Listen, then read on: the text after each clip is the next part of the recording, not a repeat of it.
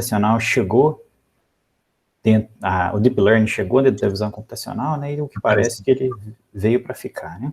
Então, inicialmente, aí só alguns números sobre isso mesmo que o Ricardo estava falando, ela é uma área relativamente nova, né, ele estava falando aí que em 2012 a gente teve a AlexNet, que veio com esse paradigma novo de convolução, mostrou que isso funciona, só que na época o hardware era difícil, era em centros de pesquisa muito específicos que tinham hardware para fazer isso. A própria AlexNet, quando ela foi proposta com dois braços, né, porque não cabia toda ela dentro de uma GPU só.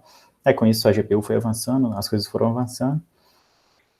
Isso em 2012. Então, hoje tem algumas pesquisas que mostram que no ano de 2019, a área de visão computacional, ela já tinha dado um retorno, né, uma receita na casa de 10 bilhões de dólares, que é uma coisa assim, parece pouco, só que toda tecnologia nova, quando ela nasce, os anos iniciais dela é de prejuízo absurdo, assim. Pelo que eu me lembre, até o Nubank, não sei se vocês usam o Nubank, até hoje ele roda em prejuízo, já tem uso no Nubank desde 2014, então ele já está com 5 anos de prejuízo. A visão computacional de 2012 já está com lucro não, né? Receita na casa de 10 bilhões, e as previsões aí que mostram que em 2024 ela vai chegar em 17 bilhões na receita de dólares, e em 2028, em 21, ou seja, em 2028 ela já vai dobrar a receita que ela tem hoje. Mas por que tem tanta gente preocupada com isso? Por que tem visão computacional entrando nisso? Até para nós humanos, por que uma visão é importante, né? A visão, ela é um dos principais sistemas que a gente tem que faz com que a gente consiga evoluir, que a gente consiga sobreviver também. Quando a gente dá um bate-olho nessa imagem aqui, isso aqui é a imagem de um filme, a gente consegue ter alguma sensação com base nessa imagem. O que a gente vê aqui? Provavelmente tem um perigo acontecendo aqui. Por que tem um perigo? Com base na visão, a gente consegue ter análise de alguns padrões visuais aqui, a gente consegue ver esse padrão aqui e relacionar isso com um objeto afiado. Eu não sei se esse objeto é afiado ou não, mas pelo que eu conheço, pela história que eu tenho, eu imagino que isso aqui seja um objeto afiado. E outra coisa que me preocupa nessa imagem, uma coisa que me preocupa nessa imagem é que essa pessoa está bem próxima. Então, uma pessoa próxima com um objeto afiado já é liga um sinal de alerta para a gente. Então, a visão computacional, ela busca trazer esse conhecimento que a pessoa tem para dentro do computador, para que a máquina também tenha esse tipo de conhecimento. Só que, de onde que vem, né? O que eu preciso para ter esse conhecimento? Inicialmente, a gente tem que ter a captura, né? No humano, para você conseguir capturar a imagem, a gente já tem um sistema que é muito bem desenvolvido, que aqui é o olho. Nesse olho que a gente tem a informação, a luminosidade, ela entra pela nossa, passa na retina aqui, né? Passa pela pupila e passa na córnea, né, passa na pupila e é projetado aqui na retina, onde que essa imagem é formada. A gente tem um dual disso muito bem especificado já, que é a nossa câmera digital aqui. Essa câmera digital, ela é quase que uma cópia do que o olho faz, né? Aqui tem câmeras digitais hoje que valem o preço de um carro popular aqui no Brasil. Por quê? Porque ela tem uma cópia muito fidedigna aqui. Ela tem toda a parte de lente, que relaciona com a nossa córnea, tem a parte de pupila, que é a parte de abertura da câmera, tem a parte aqui da retina, que é onde que o sensor dela está sendo formado, tem uma grande resolução dentro desse sensor aqui, consegue pegar imagens incríveis, fazer controle de luminosidade, tudo que o nosso olho faz. Então, por que esse problema ainda não está resolvido, né? O que a gente precisa mais, já que a gente já tem uma câmera que consegue fazer bem parecido do que o olho faz? Acontece que na visão não é relacionado somente com o olho, né? A Fei-Fei Li, que vocês já devem ter ouvido muito dela aí na disciplina com o Ricardo, mostrando os trabalhos, mostrando os cursos, ela é uma das principais pesquisadoras na área de visão computacional, ela tem um laboratório lá em Stanford, e ela diz que uma frase famosa dela é que a visão, ela começa no olho, mas ela realmente acontece dentro do cérebro. E uma coisa que comprova isso é o tamanho da área, né, o volume que ocupa o nosso sistema de processamento de imagem no cérebro. Então aqui a gente tem a imagem sendo projetada e recebida dentro dos olhos, essa informação passa pelo nervo óptico aqui, e ela é processada na parte inferior, na parte traseira do cérebro, né, no córtex visual. E em relação à atividade, considerando o volume em relação à atividade, é uma das maiores relações que existe no cérebro. Então a visão é uma das coisas que mais ocupa volume no cérebro para ser processada. Então aqui tem algumas imagens mostrando onde que a luz entra, né, onde que ela é projetada, por onde que ela trafega e onde que ela realmente é processada. E por que a gente precisa de uma área tão grande assim para processar, né? Se no cérebro isso já é complicado, a gente sabe que no cérebro esse processamento também acontece em camadas, tem algumas camadas do cérebro que processam somente movimento, outras camadas do cérebro que processam parte de reconhecimento de padrões, e isso vai acontecendo por camadas dentro do cérebro também. Agora, no computador, como é que esse computador ele consegue ver uma imagem? Afinal de contas, a imagem está aqui, né? Por exemplo, isso aqui é uma imagem, eu tenho uma imagem aqui. Por que o computador não consegue bater o olho aqui e ver, bater o olho no sentido figurado, né? Por que ele não consegue abrir essa imagem e realmente ver o que está acontecendo aqui? A imagem digital, ela é bem diferente da imagem de computador, né? Na imagem digital, a gente tem esse exemplo aqui. Nessa imagem, no computador, ela pode ser entendida como uma matriz bidimensional, onde que cada posição dessa matriz aqui, que a gente chama de pixel, né? Cada pixel dessa matriz, ele tem um valor que varia de 0 a 256. Se a gente estiver falando de uma imagem de 8 bits, isso pode ser bem mais, se estiver considerando imagens com resolução de cores maiores. Enquanto que 0 representa pixels mais escuros e branco, valores mais altos, próximo 255, representa pixels mais claros. Quando a gente está falando dessa imagem a nível de cinza aqui. Aí você pode bater o olho, o computador realmente vê essa matriz aqui, você pode falar, não, mas eu ainda consigo ver o 8 aqui, né? O 8 está representado, o que realmente fica tão difícil? Nesse caso aqui, realmente é um exemplo fácil, porque aqui a gente está falando de uma imagem muito simples, com resolução bem baixa, e com um contraste muito grande no que é o objeto e o que não é objeto, né? A gente diz aqui que o 8 é o nosso objeto de interesse, e o restante é o fundo, né? Que a gente chama, que é o não objeto, no caso. Só que quando a gente passa e começa a ver exemplos um pouco mais parecidos com o que realmente acontece no mundo, aqui ainda não é tão parecido assim, mas já começa a ficar mais complicado. Aqui a gente tem a foto de um presidente americano, essa foto é bem comum nos livros de PDI, de visão computacional. Quando você coloca isso numa resolução maior, só de colocar numa resolução maior, você já começa a perder que isso aqui é uma face, mas acredita, isso aqui é uma face. Na hora que você coloca isso na sua matriz, você já perdeu completamente o formato, o cheio, as cores, o que está acontecendo. Você está vendo um monte de número, que é exatamente o que o computador vê. E isso fica ainda pior quando você pega uma imagem de verdade, né? Que se a gente pegar esse gatinho gordinho, por exemplo, se você pegar somente essa parte da região da boca dele aqui, você tem essa quantidade de informação, mas você tem que verificar essa imagem como um todo, e por ser uma imagem colorida, essa imagem aqui ela é formada pelos 3 canais de cores primárias, né? O canal de cor vermelha, a intensidade no verde e a intensidade no azul. Então você considera que essa imagem aqui ela é formada por 3 canais distintos, independentes, onde que cada canal tem os seus pixels, e cada canal tem a sua matriz, né? Essa matriz composta pelos pixels, e a intensidade relativa àquele canal. Então essa imagem aqui, ela é formada por essas 3 matrizes aqui.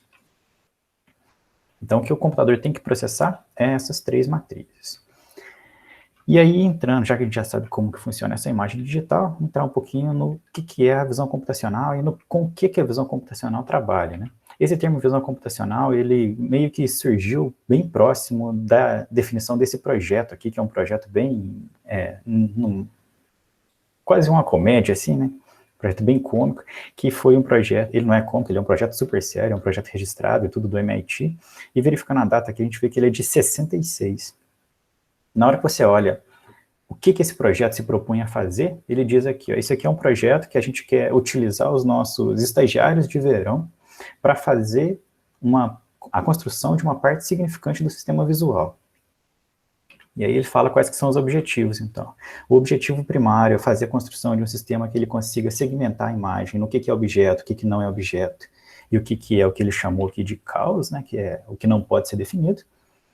E isso por si só já é um problema que não é muito simples, mas aí ele vai além e fala, além disso, para resolver esse problema, a gente tem que ter um trabalho considerável aí na parte de análise de forma e também nas propriedades da superfície, que é o conhecido BRDF hoje em dia.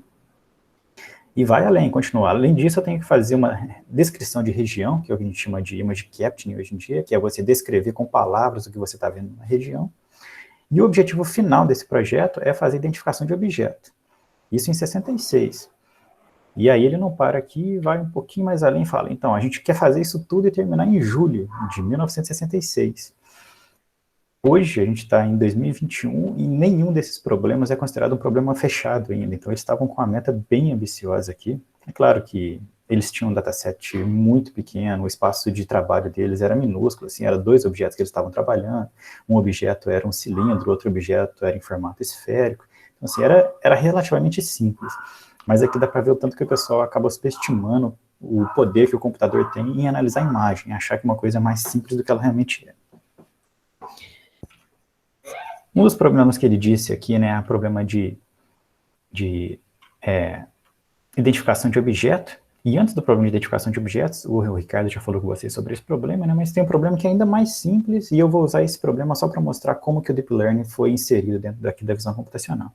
Então tem um problema mais simples, que é o problema de classificação de imagem, onde que você tem uma imagem, e dada essa imagem, você tem um modelo, essa imagem vai passar nesse modelo e ele vai te falar, isso aqui é um cacto, ou isso aqui é alguma outra classe que existe dentro desse modelo. Se você passa uma outra imagem aqui de um cachorro, por exemplo, esse modelo vai te falar, essa imagem é de um cachorro. Problema relativamente simples, né? E uma abordagem bem naive, né, bem simplória para tentar resolver esse problema, é você pegar essa imagem, já que a gente sabe que essa imagem ela é uma matriz, e fazer o que a gente chama de flattening nessa imagem, que é você pegar uma matriz e transformar ela em um vetor. Como é que você faz isso? Vai pegando aqui em modo raster, né, pega as linhas primeiro, pega todas as colunas da primeira linha, coloca aqui, depois pega todas as colunas da segunda linha, coloca aqui, com isso você deixa a sua matriz no formato de vetor. Você vai fazer isso com a sua imagem, monta um vetor grandão que representa essa sua imagem e passa ela numa MLP, numa Multilayer Perceptron, por exemplo, ou qualquer outro algoritmo que faz classificação, coloca com base nas suas classes que você quer classificar, monta um dataset e treina. Parece ser super simples de resolver. O que acontece é que se você tem uma imagem pequena, assim, é até factível você fazer um flattening nele, se você tem uma matriz pequena.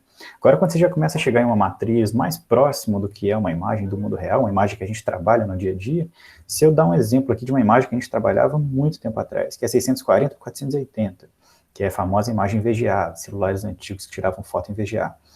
Quando você faz o flattening nessa imagem RGB, lembrando que você tem 3 canais dentro dessa imagem, já vai dar quase 1 milhão de valores.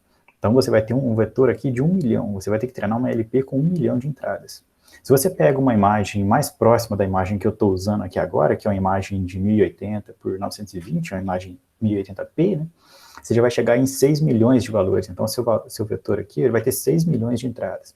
Imagina você treinar uma MLP com 6 milhões de valores aqui. E a imagem que a gente usa em relação às fotos que a gente tira não é uma coisa muito grande. É uma imagem de 1080p, só para deixar numa unidade que o pessoal costuma usar mais, que é o megapixels, dá 2 megapixels.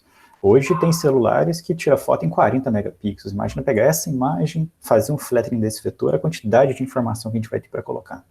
Fora esse problema, tem um outro problema que é bem mais sério, que é a perda de regionalidade, né, de contexto regional, de contexto espacial dessa imagem. Por exemplo, se eu sei que isso aqui é um gato, porque eu estou olhando aqui, estou vendo que aqui existe um olho, por que eu sei que existe um olho? Porque eu estou olhando o entorno, né, o que está acontecendo, o padrão visual que existe nesse olho aqui. Aqui eu sei que é uma orelha por causa do padrão visual que existe nesse contexto. E não porque eu sei que, do jeito que é o flattening aqui, eu vou pegar essa imagem, linha a linha. Se eu for verificar que isso aqui é uma orelha, eu vou passar nessa linha aqui, tem um pouco de orelha aqui, depois tem um monte de fundo, um monte de fundo, um monte de fundo, mais um pouco de orelha, um monte de fundo, um monte de fundo, mais um pouco de orelha, e com isso você acaba perdendo esse padrão, né? Você acaba perdendo esse padrão visual, essa regionalidade na imagem. Ô, Michel. Sim? É só uma perguntinha rápida, desculpa te interromper, imagina, mas essa parte da orelha que você está falando, isso é visto na imagem como um todo, essas redes neurais, no caso dessa imagem colorida, passarem pelas 3 camadas, como que funcionaria esse processo do processamento do entorno, né? Então, nesse caso aqui, esse é exatamente o problema, não tem processamento de entorno. O que você está fazendo aqui é pegando uma matriz e transformando ela no vetor. Então, por exemplo, vamos supor que a sua orelha ela está acontecendo aqui, ó, no 2 e 2. Ah, tá. Quando você estiver passando, você vai vir aqui, ó, coloca todos esses, coloca esse, coloca aqui é uma orelha. Aí essa informação vem para cá. Depois, isso aqui não é orelha, só que vem logo depois do pixel de orelha. Esse daqui não é orelha, mas vem logo depois do pixel de orelha. Aí tem uma outra parte que é orelha. Aí aparece um pixel de orelha. Depois tem outra coisa que também não é orelha. Então você acabou perdendo isso, né? Não existe mais essa regionalidade, esse contexto espacial aqui. Funciona parecido com escalonamento, então. Não, não é muito bem um escalonamento, não. Aqui é simplesmente você pegar todas as colunas de uma linha, colocar no seu vetor, e depois pega todas as colunas de outra linha, coloca no seu vetor, pega todas as outras colunas e coloca aqui no seu vetor. É você transcrever essa matriz aqui em um formato, é usar a função de reshape do Python. Você pega uma matriz e faz um reshape nela. Sim. Então, como isso daqui tem um problema, o que a gente fazia em visão computacional, e que era assim, digamos que bem próximo do estado da arte, antes das redes entrarem, né, era trabalhar com descritores de imagem. Então, o que significa esses descritores de imagem? Como é que a gente entende uma imagem?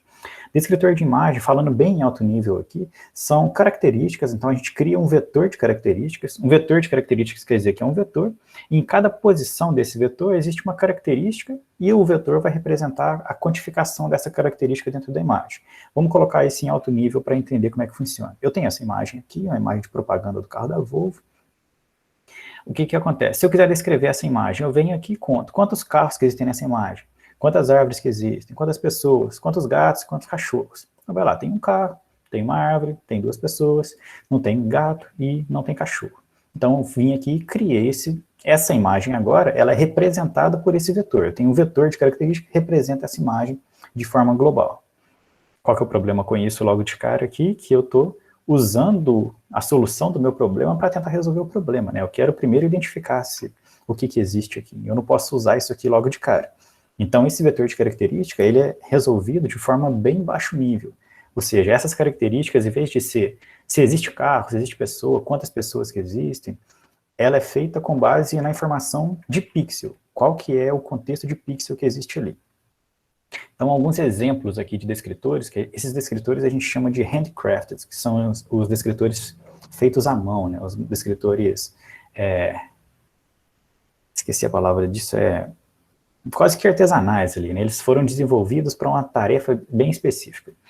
Aqui tem os descritores que são globais, ou seja, um descritor que ele é um único descritor, um único vetor, que ele é feito para a imagem toda, então pego toda a imagem e crio um vetor para ela, e tem os descritores que são locais, então ele pega patchzinhos aqui, ele pega uma ROI aqui dentro dessa imagem e cria um descritor para essa ROI específica.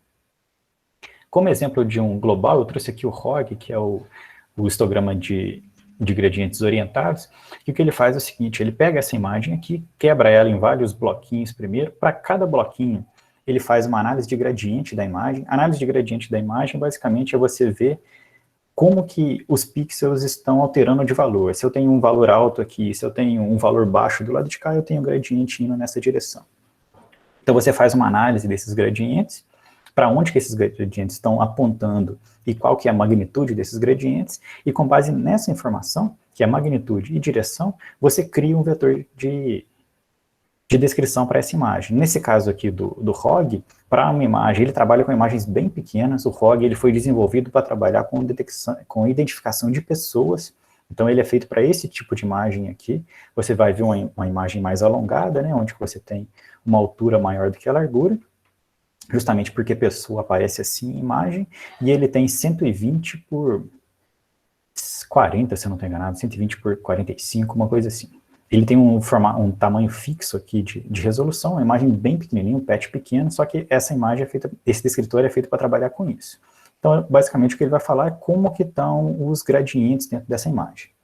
E já tem um outro que é o orb, que ele é local, que esse orb, o que ele faz ele pega um patchzinho de imagem, um patchzinho 32 por 32.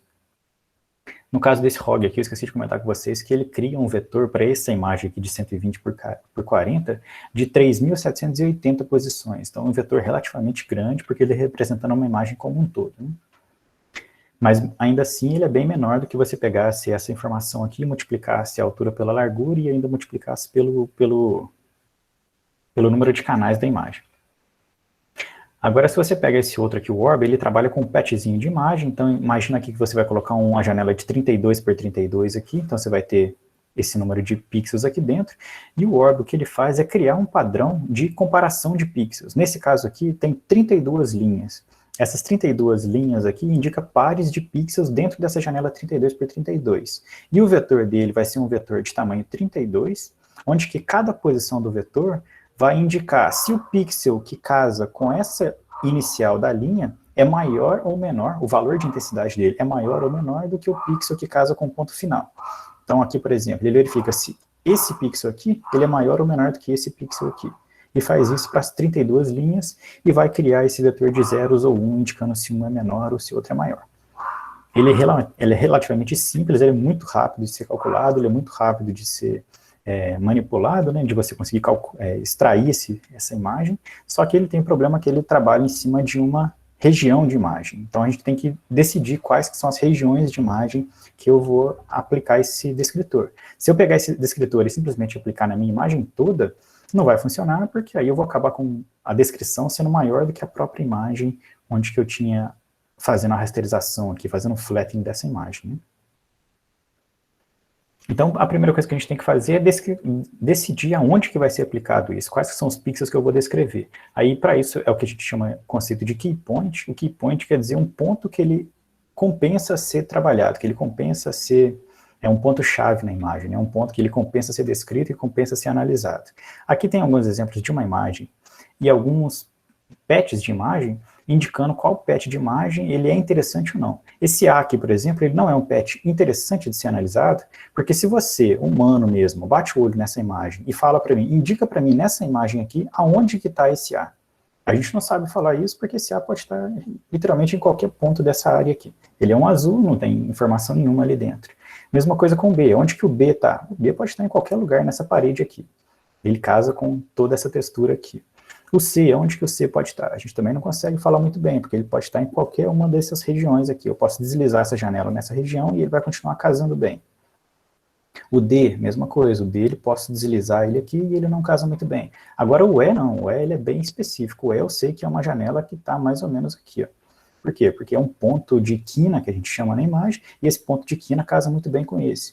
A mesma coisa com esse outro F aqui. Então isso é o que a gente chama de detecção de key points, detecção de pontos-chave, e o que a gente tem algoritmos feitos para isso, e depois que a gente acha esses algoritmos, ainda tem um outro algoritmo que verifica se esse ponto-chave ele é interessante ou não para ser descrito depois.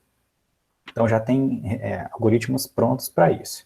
Então aqui está um exemplo dessa detecção de key point, e ele, como a gente pode ver, ele é baseado não na informação que a gente conhece, mas sim na informação da imagem. Olha a quantidade de key point que foi pego nessa região do olho, e nesse outro olho aqui foi pego bem menos key points. Por quê? Porque aqui tem uma região sombreada, e região sombreada não costuma dar muita contraste na imagem, né? Você não consegue ver um padrão ali. Mesma coisa aqui, a gente não pegou muita informação na orelha dele. Por que não pegou na orelha? Porque a orelha está um pouco fora de foco, e a imagem fora de foco ela fica sem definição, logo está tudo borrado aqui. Não tem muita informação a se pega dentro dessa parte aqui. Mesma coisa na face, tudo homogêneo, fundo, tudo homogêneo. Agora nas regiões mais que a gente chama de quina aqui, tem bastante informação, tem bastante diferença, né? Onde que você pode extrair informação relevante.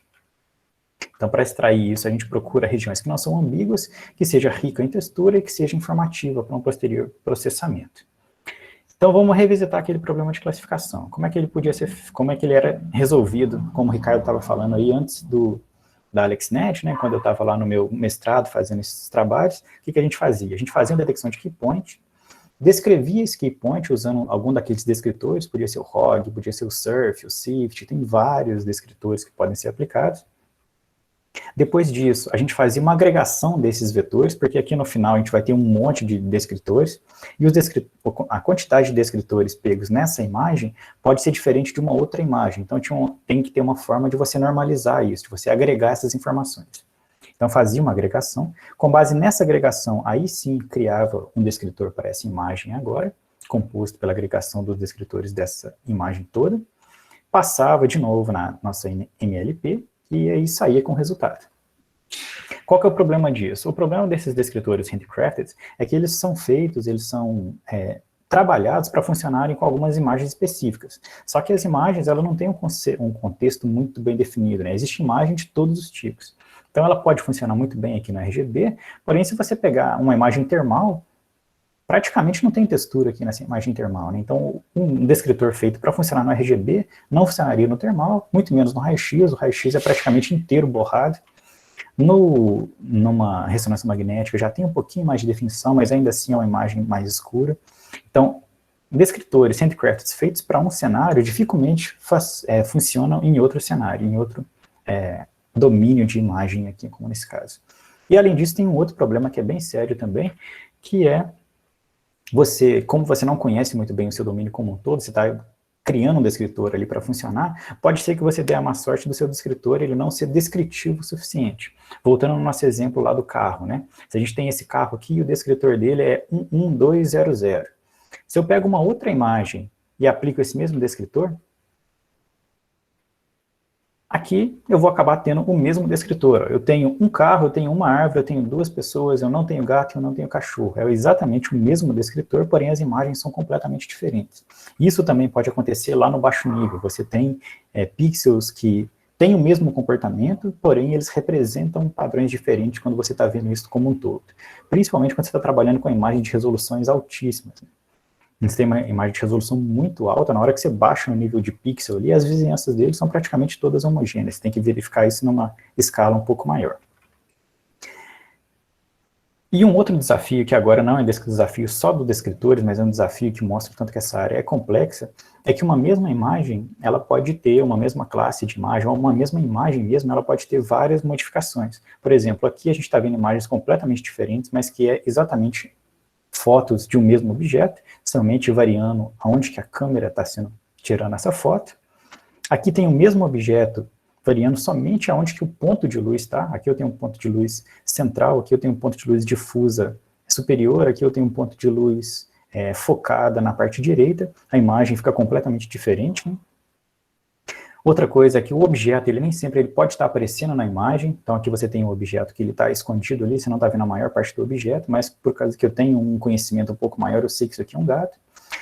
Para uma mesma classe, você tem uma variação intraclasse muito grande, então aqui está falando na classe cadeira, a quantidade de diferentes modelos de cadeira que existe, e também aqui um objeto ele pode ter uma deformação muito grande, né? Um gato pode aparecer assim, ele também pode aparecer dessa outra forma aqui. Essa daqui é um dos problemas mais complicados que tem, que é você se confundir com o seu background, né? Você tem a mesma textura que o seu background, eu esqueci como é que traduz isso daqui, e você ter problema de escala também, variação na escala. Aqui você tem um objeto que é exatamente como esse aqui, de tamanhos diferentes, você tem um outro objeto que é do mesmo objeto desse aqui, de tamanhos diferentes também. Então tudo isso é coisa que vai deixando a área cada vez mais complicada de ser trabalhada. Na parte de Deep Learning, então, como é que a gente começou a usar Deep Learning para tentar resolver esses problemas? Antes, a gente tentava criar esses descritores. Eu vou deixar um descritor que vai gerar um vetor de característica, e isso eu vou usar no problema de classificação. A gente passou a deixar essa manufatura, né, a produção desses descritores por conta da rede convolucional. Então a gente pega essa imagem, passa numa rede convolucional, essa que vocês estão vendo aí tem um tempinho já na disciplina, tem pelo menos umas 2 aulas que vocês estão vendo essas redes convolucionais, e o que essa rede convolucional tem o objetivo é aprender os filtros que vão ser passados aqui. Então uma vez que a rede convolucional aprende o filtro que vai ser passado nas imagens, ela vai gerando os seus mapas de ativação, esse mapa de ativação vai passando em novos filtros, que vão gerando outros mapas de ativação, e aí tem algumas camadas de pooling, de batch normalization, ou camadas intermediárias aqui, até gerar um descritor. Então essa imagem aqui, ela não vai ser mais descrita com o descritor handcraft, ela está sendo descrita agora com o que a gente chama de um descritor profundo, um deep descriptor, aqui no caso. E aí esse descritor você passa ele numa MLP, que são as camadas fully connected que tem no final da rede, né? Você vai passar numa camada totalmente conectada do lado de cá e vai resolver o seu problema. A rede, então, ela tem como objetivo aprender esses filtros, e aqui tem exemplo de alguns dos filtros que podem ser aprendidos com seus respectivos mapas de ativação, né? Vou dar 2 exemplos aqui interessantes para vocês, que é esse mapa de ativação aqui, onde que a gente tem essa região aqui mostrando, cadê? Esse filtrozinho aqui, que ele mostra o que esse filtro está procurando basicamente são pontos, e se você olhar essa imagem como um todo, não tem muita região de ponto ali, então o filtro, o mapa de ativação relacionado a esse filtro, ele é praticamente nulo aqui, não tem nada sendo ativado. Agora, uma outra ativação bem interessante aqui é essa ativação onde você tem um centro vermelho com o interior esverdeado, né, um azul meio esverdeado aqui.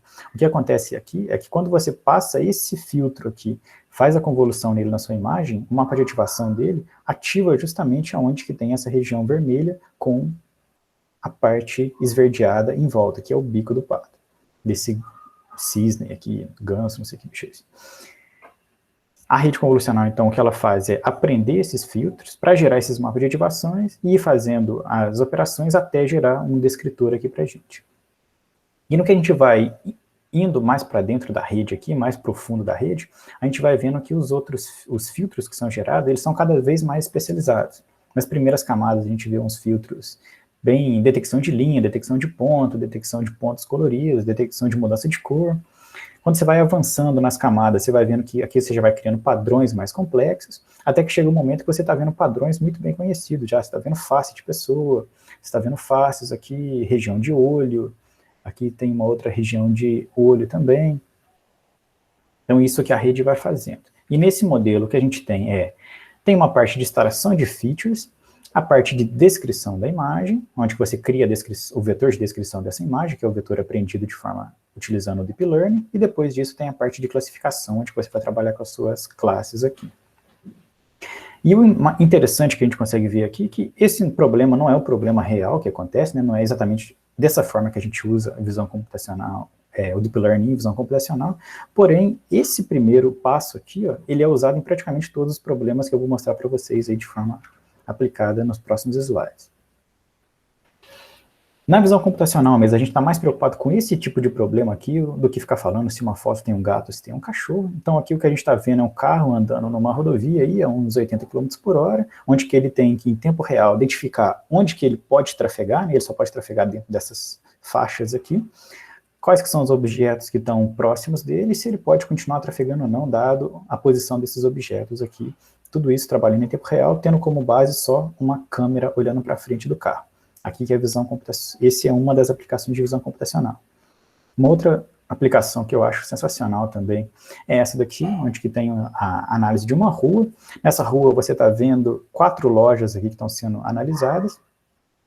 E aqui você tem várias coisas acontecendo. Você está identificando onde que as pessoas estão, como que as pessoas estão se movendo, onde que os carros estão passando, qual que é a velocidade desses carros, quantas pessoas tem aqui e qual que é a interação dessas pessoas com o seu entorno, né? Então, uma coisa que esse sistema aqui ele consegue fazer, esse sistema ele não é completamente baseado em learning, ele tem parte modelada aqui também, mas ele consegue ver que se você tem uma pessoa que está sendo identificada, ela chega próximo dessa região aqui onde que é uma loja, e essa pessoa simplesmente some da imagem, ele entende que essa pessoa entrou dentro da loja, então ele consegue contar quantas pessoas tem dentro da loja, e integrando essa imagem no tempo, ele consegue ver qual que foi o tráfego, né, qual que foi a movimentação que essa loja teve. E mais do que isso também, esse aqui é um resultado desse ano, 2021, né, na Nature, que é uma revista mais conceituada, uma das revistas mais conceituadas na área da academia aí, que mostra uma rede convolucional, que ela conseguiu detectar câncer em pacientes que tinham sido negativados em exames de mamografia, e essa rede ela consegue fazer uma predição e uma identificação de onde que está o câncer melhor do que 5 especialistas que trabalham full time, né, que trabalham de tempo integral, analisando exames de mamografia. Então você tem 5 pessoas que são especialistas, que trabalham com isso, que têm experiência, que passa o dia inteiro deles olhando essas imagens, e já tem uma rede neural que consegue bater essas pessoas, consegue falar com uma precisão maior aonde que isso está sendo desenvolvido. Onde que está sendo desenvolvido não, né? Onde que está localizado esse câncer de mama aí, no caso. Então, voltando aí, para chegar nesses resultados, né, vamos voltar mais no início ali, nos problemas bem mais simples e ver como que o Deep Learning está sendo aplicado nessa área de visão computacional.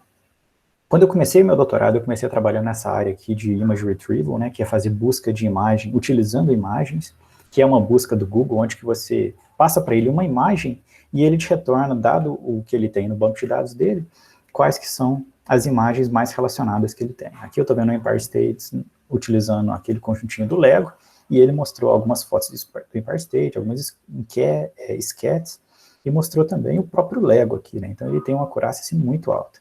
Como que a gente pode resolver esse problema aqui utilizando o Deep Learning, né? Se você pensar aqui que você pode utilizar uma rede pré-treinada, com todos os filtros já aprendidos, e você, sempre que uma imagem entra no seu banco de dados, ou seja, sempre que alguém faz um upload de uma imagem no Google, sempre que alguém coloca uma imagem no seu website, o Google vai lá, faz um rastreamento dessas imagens, vai coletando essas imagens, colocando no banco de dados dele, sempre que ele vê uma imagem nova, ele passa essa imagem na sua rede, cria esse vetor de descrição aqui da sua imagem e vai jogando esse vetor de descrição num espaço, que é o espaço n-dimensional relacionado com as dimensões desse vetor de descrição aqui. Então, toda imagem dessa vai acabar virando um pontinho nesse espaço. E quando você faz uma busca nova, então esse seu espaço aqui vai ser carregado, ele fica lá em memória do Google. Quando você passa uma imagem nova, o que você faz é, passa essa imagem na mesma rede que foi utilizada para jogar as outras imagens nesse espaço, ele vai gerar um vetor de descrição. Esse vetor de descrição aqui, você joga ele nesse espaço criado, e com base nisso, você busca quais que são as imagens mais próximas com isso.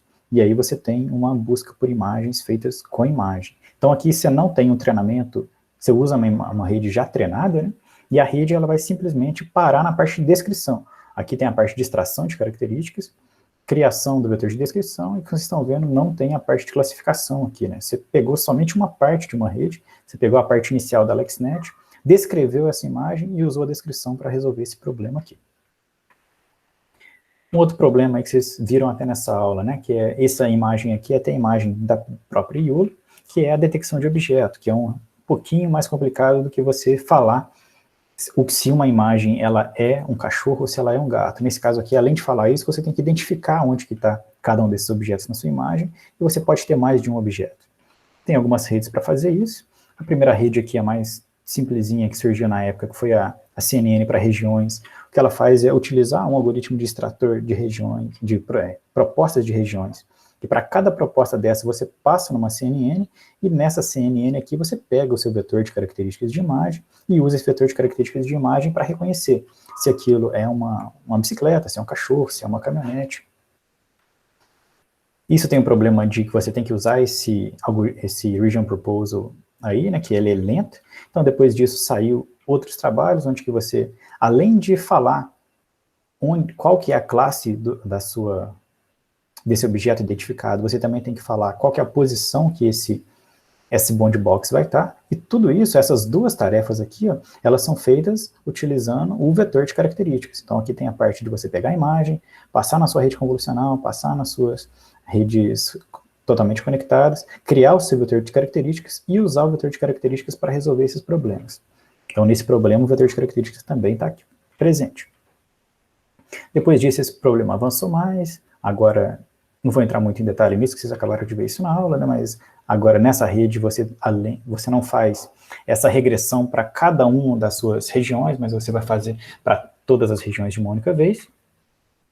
O problema de segmentação de imagem, que é, dado uma imagem, você tem uma imagem irmã aqui, né, uma imagem relacionada, onde que, em vez os pixels relacionados nessa imagem, eles conterem informação visual, o que eles contêm é informação indicando qual que é a classe daquele pixel específico. Nesse caso aqui, amarelinho significa que essa região é uma região de elefante, verde significa que é uma região de chão, fundo aqui é esse roxo, tem outras cores aqui no meio também. Para utilizar isso, é utilizar dessas redes de encoder e decoder aqui, né, onde que na primeira parte da rede você vai passar as suas convoluções até gerar a sua feature de imagem aqui. Com base nessa feature de imagem, você faz as suas convoluções transpostas aqui, o Up Convolution, para você gerar a imagem de novo no tamanho original de entrada. Nem sempre você volta no tamanho original de entrada, você pode parar um pouco antes, e depois você faz uma interpolação para chegar na sua imagem final, dá menos dados para serem treinados e tudo. Essa daqui, pessoal, eu estou mostrando para vocês só o formato assim, da rede. Existe rede muito mais complexa para fazer isso hoje em dia. Aqui é só para vocês terem um insight de como que o Deep Learning ele é utilizado nesses problemas.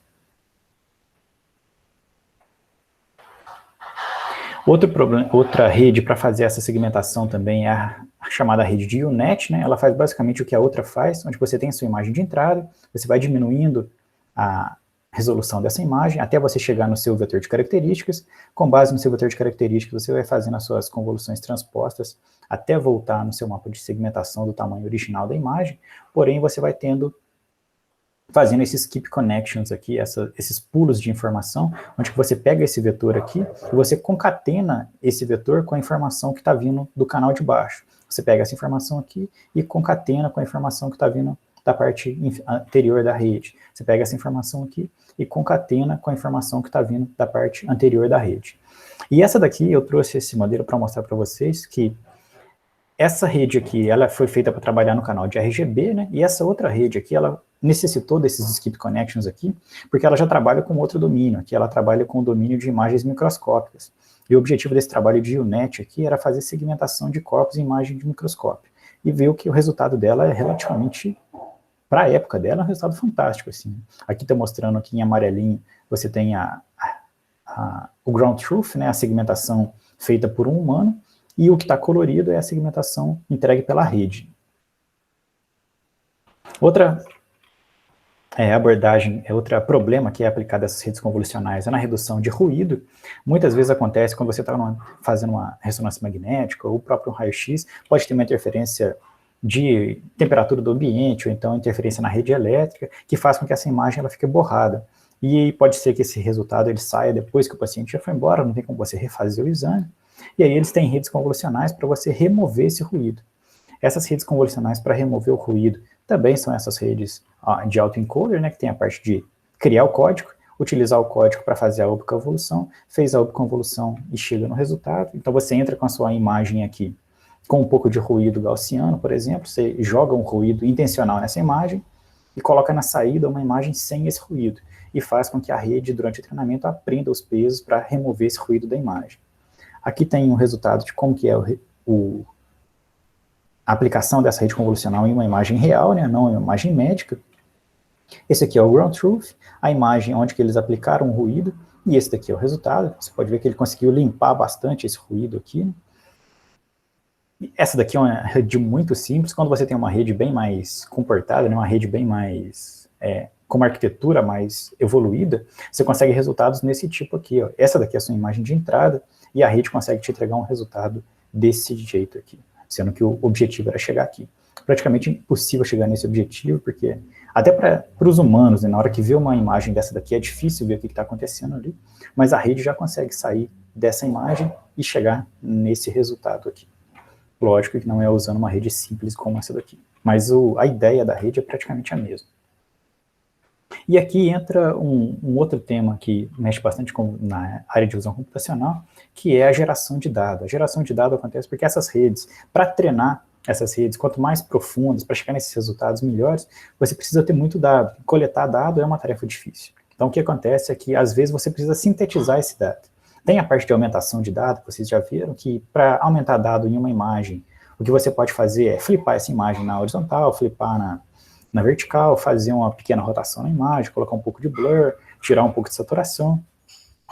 Porém, mesmo assim, essa aumentação de dados, às vezes ela não pode ser aplicada, às vezes ela é cara de ser aplicada, e às vezes ela simplesmente não tem o efeito, porque são poucas as técnicas de aumentação. Então aqui tem uma parte que você sintetiza dado, então todos esses dados que vocês estão vendo do lado de cá, eles são dados sintetizados, eles não são dados reais, porém eles são bem próximos dos dados reais apresentados nessa coluna do lado de cá. Mesma coisa aqui, vocês têm esses dados que, nesse dataset você consegue ver, nesse resultado aqui, né, você consegue ver que muitos desses dados aqui são sintéticos, né, eles são dados estranhos. Aqui eles já não são tão estranhos assim, você vê um ou outro que é estranho, mas o restante é bem parecido. Esse dataset é mais simples que esse dataset do lado de cá. E para fazer esse dataset, para fazer esse método acontecer, usa o que a gente chama de GAN, que são as redes generativas adversariais. O intuito dessa rede é que você sai de um vetor completamente randômico, você usa o random lá do Python e gera um vetor randômico mesmo, pega esse vetor randômico, passa ele numa rede generativa. Essa generativa é basicamente uma rede de upconvoluções, onde ele vai pegar o seu código, em vez de pegar um código que foi gerado através de um decoder, ele vai pegar um código randômico, pegar esse código, fazer uma upconvolução e gerar uma imagem.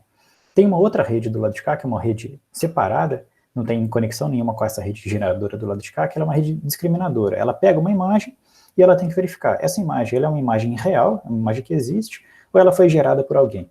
Inicialmente, essa rede geradora aqui, ela vai gerar um monte de imagens estranhas, imagem nada a ver, e a discriminadora vai conseguir discriminar fácil, né? Olha, essa daqui é real, essa daqui não é real. Só que essa daqui, ela vai começar a pegar o feedback do discriminador e começar a melhorar o resultado dela. Começar a gerar imagens cada vez mais próximas da distribuição real dos dados. Essa rede aqui, ela vai começar a se confundir, vai começar a ficar não entender mais se uma imagem é real ou é uma imagem fake, e na hora que isso acontecer, quer dizer que essa rede geradora aqui está conseguindo gerar resultados dessa forma. Aqui você não consegue ver tanta impressão, ser tão impressionante assim, mas esse aqui é um paper de 2014, o resultado dessas redes hoje, com as melhorias de arquitetura e tudo mais, é isso daqui. Todas essas imagens aqui foram geradas de forma aleatória, né? São imagens sintéticas. Depois que você bate o olho, você consegue ver que elas são sintéticas, né? Por exemplo, esse menino aqui tem alguma coisa estranha no cabelo, essa mulher aqui está usando 2 brincos diferentes, essa daqui está usando um brinco de cá e de cá não, aqui tem uma coisa estranha com o olho dela, mas na primeira vez que você bate o olho, o resultado é simplesmente fantástico. Eu não vou entrar muito em detalhe nisso aqui, porque isso aqui, essa parte de sintetização de dados, tem também a parte de você sintetizar a voz, você fazer uma pessoa fazer um discurso com o timbre de voz de uma outra pessoa, ou pegar um discurso completamente fake e colocar com o Obama falando com o timbre de voz do Obama. Tem a parte de geração de conteúdo 3D, você consegue já gerar pessoas dançando, pessoas fazendo atividades que elas não estariam fazendo. Isso aqui é todo um tópico para uma outra palestra. Isso, Matheus, esse daqui é exatamente esse link aí, essa pessoa não existe.com, e tem esse X também não existe. Esse X é bem legal, que ele sai um pouco do contexto de pessoa e trabalha com outras coisas. Você vê apartamentos que não existem, você vê personagens de desenho animado que nunca existiram, você vê personagem de filme que nunca existiu, cena de filme que nunca existiu. É um negócio bem interessante de trabalhar. Porém, é muito difícil de você conseguir fazer uma rede dessa convergir, você precisa de uma arquitetura gigantesca, precisa de muito dado para isso, então quem está trabalhando mais nessa área são as grandes, né? O Facebook e outras empresas grandes. O outro trabalho nessa área é o trabalho de estimação de profundidade, que é, dado uma imagem, você quer saber desses pixels aqui, quais que são mais próximos da câmera e quais que são os pixels mais distantes da câmera. Aqui, no caso, o azul quer dizer que está próximo, vermelho quer dizer que está distante. Para trabalhar com isso, você pode resolver esse problema também utilizando um autoencoder aqui, né? Fazendo a parte de entra com a imagem, faz a parte de codificação, pega o vetor de features, com o vetor de features você faz a parte de decodificação e gera aqui o seu mapa de profundidade. Existem redes mais complexas para fazer isso. E o objetivo disso daqui na visão computacional é que os carros autônomos que rodam hoje, a maioria deles roda com uma coisa que a gente chama de LiDAR aqui, que é um sensor que ele vai medir para você qual que é a distância dos objetos que estão em volta. Só que para medir isso, o que ele faz é emitir um feixe laser, o laser bate no objeto, volta, ele calcula quanto tempo que demorou, né? Calcula o time of flight dessa luz, e com isso ele consegue medir a distância. É um laser muito caro, e ele tem um problema que ele tem parte móvel, é o laser que ele tem um motor rodando ali dentro. Então, sempre que você tem algum sensor que tem parte móvel, ele é um caos para você mexer com ele, porque se o carro começa a trepidar muito, ele pode interferir na rotação desse laser, pode dar resultado pior, e é um sensor muito caro mesmo. Eu estava numa conferência uma vez na divisão computacional, e tinha um cara com uma BMW, ele levou a BMW lá para... A empresa levou a BMW e colocou 4 sensores desse no carro. 4. Tem um aqui, um de cá, outro de cá e outro de cá. Os 4 sensores eram mais caros que o carro. E não era um carro muito simples, né? Era uma BMW na época. E qual que é a ideia mesmo de você ter isso, né? Quando você tem isso, você consegue fazer coisas nesse tipo aqui. Você tem o seu carro andando somente utilizando visão, que é o que a Tesla faz hoje em dia. A Tesla não usa mais não, né? Ela nunca usou sensor LiDAR, e ela consegue, com o carro andando, mesmo em condições adversas, igual aqui neve, você tem neve na frente da sua câmera, você consegue medir qual que é a distância dos obstáculos, né? Então tem pessoas, tem carros, você consegue ver qual que é a distância que isso está da sua câmera. Outro trabalho aqui é para você remover o meio participativo. O meio participativo é todo aquele meio onde que você tem interação da luz com o meio que você está. Por exemplo, quando você está na água e essa água é uma água de rio, por exemplo, que tem muita matéria orgânica, essa água fica turva, né? Você quase que não enxerga nada. Quando você está no oceano profundo, você já enxerga um pouquinho mais. Quando você está de dia, você praticamente não tem meio participativo. Quando você está de manhã cedinho e está aquela névoa, você tem um meio participativo muito alto. Tem trabalhos que, dado uma imagem, ele tenta tirar esse meio participativo. E eu trouxe esse trabalho aqui para mostrar para vocês que as redes convolucionais, elas não necessariamente têm que ter esse resultado final anotado, né? Você tem que ter esse resultado final. No caso de meio participativo, você não tem uma imagem uma imagem tirada com o meio participativo e outra imagem tirada sem o meio participativo. Você não consegue descer no oceano e tirar uma foto sem o meio participativo para você ver como que ficaria aquilo, né? Se você conseguisse, você não precisaria da rede para fazer isso para você. Então, para fazer isso, você utiliza uma rede convolucional, mas além da rede convolucional, você coloca o sistema de meio participativo aqui no meio, você coloca matemática no meio, você coloca a sua loss focada nisso. Esse trabalho aqui foi um trabalho que eu acompanhei o desenvolvimento dele, ele foi desenvolvido no mesmo laboratório enquanto eu estava fazendo meu doutorado, um trabalho bem interessante, e os resultados que ele consegue é coisa desse tipo aqui. Você tem uma imagem com fog e a imagem sem o fog, a imagem com neblina, neblina, né? Você tem a imagem com neblina sem neblina, as imagens subaquáticas. Um trabalho bem interessante que foi legal acompanhar o desenvolvimento dele também. Outro trabalho, outra área de pesquisa, né, a área de detecção de objetos que estão movendo. Quando você bate o olho numa imagem assim, a ideia é identificar nessa imagem aqui, dados os objetos que existem, quais deles estão se movendo e quais deles estão parados. E isso é bem mais complicado do que parece ser. Quando você está trabalhando com uma única imagem, é praticamente impossível você fazer esse trabalho, você precisa de mais de uma imagem para isso. Então a gente já vai começar a entrar nos trabalhos que trabalham com vídeo. E aqui ele está vendo, esses carros em azul estão parados e esses em verde são os carros que estão em movimento. Existem redes para fazer isso, e aqui a gente já vê a rede que, quando o problema começa a ficar mais difícil, você vê que a arquitetura da rede vai virando um monstro, assim, vai virando uma conexão de um monte de coisa, você vê seta saindo de tudo quanto é lugar. E aqui, para fazer isso, a gente está usando imagem, e essa imagem está passando nas convoluções, aqui está usando uma ResNet 18, não sei se vocês já entraram, já deram uma olhada na ResNet, mas é uma ResNet com 18 camadas de profundidade. Vai gerar o código de imagem, a feature dessa imagem, essa feature vai concatenar com a outra feature que está vindo de um outro braço do lado de cá. Ele não consegue resolver esse problema, esse trabalho específico, usando somente imagem. Ele usa também dados de optical flow, e também dados de como que esse carro está andando. Ele pega informação do carro para resolver esse problema. E aí ele tem um outro braço que trabalha com essa informação, ele concatena esse e consegue falar, ó, esse objeto está parado e esse objeto está se movendo. E mesmo com uma rede tão complicada assim, a gente vê que os resultados não são dos melhores, né? Eles não estão, por exemplo, aqui não está pegando a pessoa de bicicleta, que ela está se movendo, aqui são comparações entre 3 trabalhos diferentes. Esse aqui falou que praticamente todos os carros estacionados estavam se movendo, esse aqui não, falou, olha, está movendo é só esse carro, está aqui no meio. Esse daqui ele não conseguiu pegar um carro que estava muito longe, esse aqui já pega os carros que estão muito longe. Esse aqui pegou um pedaço do carro parado e falou que estava movendo, esse aqui já não pegou, então já está mostrando a evolução que está acontecendo. E além disso, tem um trabalho que é quase inimaginável de pensar como é que essa coisa funciona, né? Que é você prever, dado um trechinho de vídeo, você prever para onde que aquele objeto ali vai. Então, desculpa. Então, você tem esse objeto aqui e você quer prever onde que esse carro aqui vai estar nos próximos frames. Por que a gente precisa disso? Até quando a gente está dirigindo, a gente tem que saber isso, né? Se eu tenho um carro do meu lado, para onde que esse carro está indo? Se eu for na mesma direção que ele, eu bato nele. Então a gente está querendo que as redes consigam fazer isso também. E elas já estão fazendo. Esse amarelinho aqui, ó, é o resultado da rede, né? Dá a impressão que o amarelinho está indo encontrar o branco, mas o amarelo fica fixo e o branco vai até ele. Então já tem um resultado bem impressionante assim para ver, né? São redes bem complexas, a gente está vendo aqui, o Ricardo deve ter comentado com vocês já das redes recorrentes, aqui tem as unidades recorrentes aqui dentro, as GRUs, trabalha com diferentes canais também de informação e consegue chegar a fazer uma previsão disso já. Só que para isso a gente precisa ter um contexto temporal, né? A gente não consegue trabalhar com isso tendo uma imagem só. Por exemplo, nessa imagem aqui, vocês conseguem me dizer se esse carro aqui ele está numa interseção, né? Ele está esperando para virar para cá. Esse carro, ele está andando ou ele está parado? Esse carro aqui, com certeza, ele está andando, né? Porque ele já está no meio. A gente não consegue ver o semáforo aqui, então não consigo ver se esse carro está andando ou não. Esse branco aqui, por exemplo, nos Estados Unidos, a direita é livre, né? Você pode virar para a direita mesmo com o sinal fechado. Esse carro está andando ou ele está parado? Outro exemplo, aqui está acontecendo alguma coisa, né? A gente tem a impressão que está acontecendo um roubo, mas o que está acontecendo? O roubo já aconteceu, ele vai acontecer, o que ele está roubando?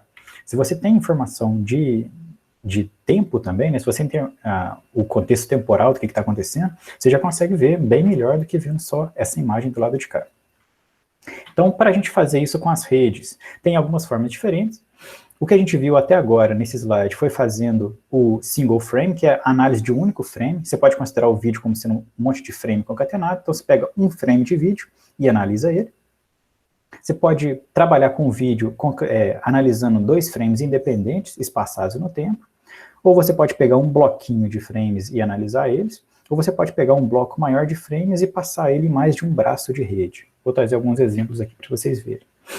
A análise de vídeo, então, quando a gente está trabalhando com um bloco de vídeo, você pode considerar esse bloco de vídeo como sendo aqui. Aqui você tem, inicialmente, né, quando a gente está trabalhando em 2D, você tem a sua imagem, você tem o seu filtro de convolução e você tem o seu mapa de ativação do lado de cá. Quando você está no vídeo agora, o que você tem é que você tem vários frames nesse seu vídeo. Desses vários frames, o seu filtro de convolução agora, ele é um volume, ele não é mais uma matriz 2D. Esse volume vai ser aplicar a operação de convolução aqui e vai gerar um resultado aqui na sua matriz de ativação e você vai passar esse filtro aqui fazendo a convolução na sua imagem toda, né? Uma das formas de você utilizar, um dos problemas de utilizar isso é na reconhecimento de ações.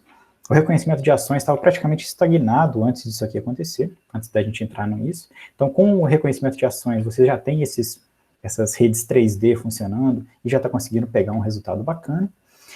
Ela consegue ficar bem mais complicada, né? Nesse exemplo aqui, a gente está vendo o reconhecimento de ação utilizando essa fusão antecipada, e essa daqui já está utilizando uma função mais tardia. Você vê que você tem vários pedaços desse vídeo passando nas suas redes, e depois você faz a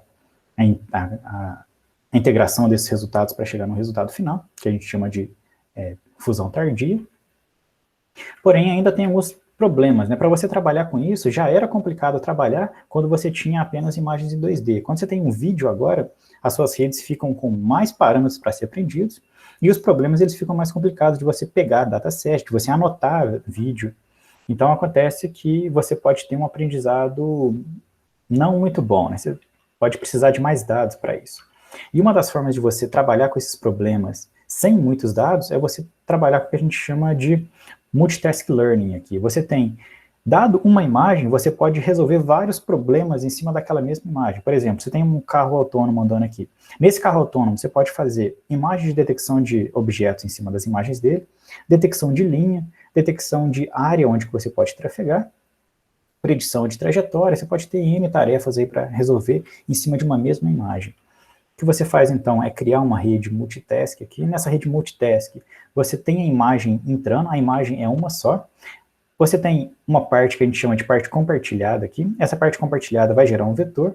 Esse vetor, ele vai entrar em diferentes tarefas, e para cada uma dessas tarefas aqui, você vai ter um resultado, né? Então, por exemplo, se você tem uma imagem, se você tem que treinar uma tarefa com essa imagem, e você tem outras 2 tarefas auxiliares para essa mesma imagem, você já aumenta o seu dado de treinamento em pelo menos 2 vezes, né? Você tem 2 problemas a mais, vai passar 2 vezes a mais nessa parte compartilhada, que vai deixar a sua rede com mais dados para ser treinados. Além disso, além de você treinar com mais de uma informação, você pode conectar com outros sensores, né? No nosso caso, por exemplo, se a gente está numa floresta e vê essa imagem aqui, a gente, por enquanto, não tem muita coisa para ver, não tem muita informação ali, mas se eu escuto um barulho de folha nessa região da imagem aqui, eu já consigo ter uma ideia melhor do que está acontecendo e ver que tem um perigo, tem um animal aqui que pode me atacar. O que aconteceu, então? A imagem, inicialmente, agora que vocês já viram, é mais tranquilo, né? Mas inicialmente você não tinha muito essa informação do que está acontecendo, mas você juntou com o som e você viu que pode ter um perigo acontecendo nessa imagem. A gente também tem trabalhos parecidos com isso na parte de visão computacional, onde que você faz a predição de gaze. Predição de gaze é para onde que a pessoa está olhando numa imagem. Eu sou uma pessoa e eu estou gravando uma cena. Nem tudo que eu gravo na cena, ela é relevante. Quando eu estou gravando uma cena, eu estou olhando para algum lugar específico naquela cena. Então, por exemplo, se eu estou gravando esse vídeo aqui de um helicóptero de controle remoto voando numa mesa, para onde que eu olhei durante a gravação foi para o helicóptero aqui. Eu não fiquei olhando para o quadro, não fiquei olhando para a cadeira ou para a mesa. Eu olhei para o helicóptero. Era esse objeto que estava me chamando a atenção. Mas o ângulo de visão da câmera é maior do que isso. Tem óculos que fazem esse trabalho. Eles têm uma câmera virada para frente para filmar um ambiente, e tem 2 câmeras focadas no seu olho para ver, dado aquela imagem, onde que você está olhando naquela imagem. Esse daqui, então, é um mapa de calor que indica nessa imagem para onde que você olhou. E se você tenta resolver esse problema aqui, utilizando somente a imagem, o que acontece é isso daqui, ó. Utilizando somente a imagem, às vezes ele fala que você está olhando muito para a porta. Por quê? Porque porta é um lugar que chama muita atenção. Sempre que tem uma porta e tem um barulho, você olha para a porta para ver se está vindo alguém, se não está vindo alguém. Só que se você levar em consideração também o áudio, você vai ver que naquela gravação específica não teve barulho nenhum na porta, o barulho estava acontecendo mais aqui, então provavelmente você vai estar olhando mais nessa região de cá. Então aqui a gente utilizou mais de um sensor, né? Então utilizando um microfone e uma câmera para aumentar a acurácia nesse problema de predição de gaze, e o resultado realmente ficou bem mais parecido com esse daqui do que essa terceira linha aqui da imagem. E para isso tem uma rede muito complexa. Esse trabalho aqui é um trabalho do ano passado, chama Stavis, e essa parte aqui é a parte que trabalha com o som, aqui é a parte que trabalha com o vídeo de imagem. Cada bloquinho desse aqui é uma camada de atenção super profunda que eles chamam, que é um bloco bem complexo, mas no final ele tem um resultado muito bom. Outra coisa que eu acho interessante de trazer para esse seminário aqui é a interpretabilidade, né? Muita gente fala, a rede convolucional ela faz e está fazendo mágica, mas nem sempre é isso que acontece. Tem alguns trabalhos que eles tentam interpretar, por que a rede falou tal coisa. Esse daqui é um trabalho que ele chama GradCam, desde 2015, se eu não estou enganado, e ele tenta falar assim, olha, essa imagem aqui, de entrada, a rede falou que tem um gato nela, e ela falou que tem um gato nela por causa que ela viu características nesse mapa de ativação aqui. Ela pegou características desse local e falou que tem um gato aqui. Quando ela fala que tem um cachorro, essas características que ativaram a classe cachorro vieram desse espaço aqui. Então, se você dá uma olhada nesse GradCam da imagem e vê que se a rede falou cachorro, é porque ela realmente estava olhando para cachorro. E se ela falou que é gato, porque ela realmente estava olhando para o gato, é muito difícil dessa rede estar chutando alguma coisa, né? Realmente aconteceu um aprendizado ali. E tem uma aplicação dela que é bem interessante, que ele está mostrando a aplicação desse GradCam em uma rede que ela foi treinada com viés e uma rede treinada sem viés. Então você tem essa entrada de imagem, essa imagem de entrada, passando numa rede enviesada, né, com viés. Ele fala, essa imagem é de uma enfermeira, e ele realmente fala que ela é de uma enfermeira. Porém, quando você passa o GradCam aqui, ele vê que ele pegou algumas informações do fundo, né, ele viu que é um hospital, porque tem algumas coisas aqui no fundo, e ele viu que o rosto da moça aqui. Aí depois você pega uma outra imagem, que agora é de uma doutora, passa nessa rede enviesada, e ele também fala que é uma enfermeira. Na hora que você vai ver por que ele falou que é uma enfermeira, aqui ele não pegou a imagem do fundo, porque o fundo não tem nada de interessante, mas ele pegou características do rosto também. Então você pode interpretar aqui, que ele está falando que uma pessoa é enfermeira ou não, se ela é uma mulher ou não. Agora, quando você pega essa mesma rede, nesse dataset, que foi treinado de forma não enviesada, você vê que aqui ele acertou, ele falou que é uma enfermeira, só que ele não pesou muito em relação ao rosto dela, ou seja, a informação da face aqui não alterou muito. O que alterou foi o estetoscópio aqui, ela tem um estetoscópio. E no doutor, ela também conseguiu ver que é um doutor, olhando para o estetoscópio. Eu não consigo falar para vocês por que um estetoscópio na mão é um doutor e um estetoscópio no pescoço é uma enfermeira, mas isso aqui a rede conseguiu aprender e ela pegou essa informação não mais enviesada na face aqui, se é mulher ou se é homem no caso.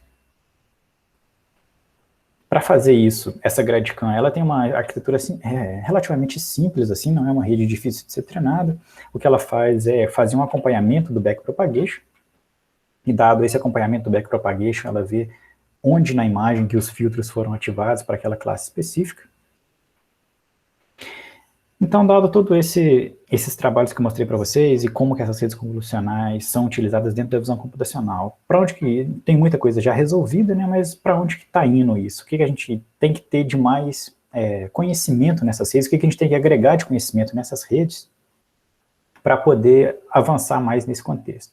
Aqui, nós humanos conseguimos entender o que está acontecendo aqui, então a gente vê uma pessoa em cima de uma balança, tem uma pessoa pisando na balança, isso aqui é pela nossa experiência, a gente consegue entender que isso aqui é uma piada, porque a pessoa está ali não entendendo o que está acontecendo com o peso, não está entendendo porque a pessoa pisou na balança, quando ela pisa na balança, ela altera o valor que está sendo mostrado aqui, tem um monte de gente rindo lá atrás, eles parecem estar rindo mais do que eles deveriam estar, né, está meio que um pouco exagerado assim, pelo nosso conhecimento de mundo, a gente sabe que eles estão meio exagerados, porque tem um figurão aqui que está fazendo essa piada. Esse tipo de informação é o que a gente ainda está precisando colocar nessas redes para trabalhar com os problemas de visão computacional, que é trazer o nosso senso comum. Tem muitas coisas que é de senso, tipo, a gente não aprendeu aquilo, a gente simplesmente identificou esse padrão, as experiências nossas, né, e praticamente o aprendizado contínuo, né. Quando a gente está trabalhando com alguma coisa que a gente nunca viu, a gente consegue reformular o nosso cérebro e ver, a próxima vez que eu ver esse padrão aqui, esse padrão é de tal coisa. As redes, elas ainda estão um pouco engatinhando nessa parte de aprendizado contínuo. E voltando na imagem inicial lá, por que essa imagem aqui, ela é uma imagem que traz perigo para a gente ou não? Se a gente for ver em relação à imagem inicial, ela também é uma imagem que tem um objeto afiado e uma pessoa muito próxima da gente, a mesma coisa que tinha naquela primeira imagem da apresentação, porém aqui a gente consegue ver, dado no nosso senso, que essa pessoa aqui, ela não tem uma cara tão raivosa igual aquela outra primeira cara, ela não está com uma postura, que ela está em uma postura de ataque, e esse objeto aqui não é um objeto tão perigoso igual o outro, a gente consegue ver menos perigo nessa imagem aqui, do que naquela outra imagem que foi vista. Então esse é o tipo de senso comum que a gente tem que trazer para as redes neurais trabalharem de forma mais precisa agora. Como já estourei um pouco o tempo aí, então já vou finalizar aqui e abrir para perguntas. Agradecer aí o Ricardo, espero que vocês tenham gostado.